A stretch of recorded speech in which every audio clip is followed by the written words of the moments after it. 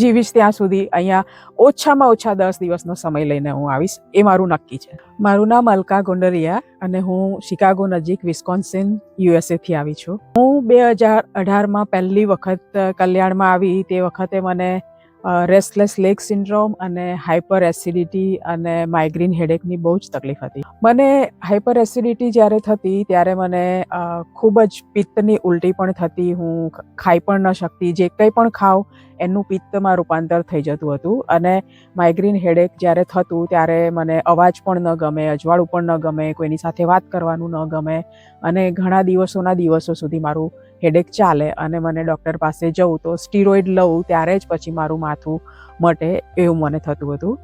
અને restless leg સિન્ડ્રોમમાં હું ક્યારેય દિવસ દરમિયાન પણ હું રેસ્ટ ન કરી શકું અને રાતના તો મને જો સૂવું હોય તો મને દવા લેવી જ પડે, નહીંતર પછી મારા પગના મસલ્સ એકદમ ક્રેમ્પિંગ કરે અને સ્ટીફ પણ થઈ જાય, એટલે દવા વગર હું સૂઈ પણ ન શકું એવી મારી કન્ડિશન હતી. હું એ વખતે કલ્યાણમાં આવી ત્યારે 21 દિવસ માટે હું અહીંયા રોકાયેલી હતી અને 21 દિવસની ટ્રીટમેન્ટ લીધા પછી મારી એસિડિટી અને માઇગ્રેન હેડેકની જે કન્ડિશન હતી એમાં તો હું એવું કહી શકું કે 90% કરતાં પણ વધારે મને રાહત થઈ ગઈ.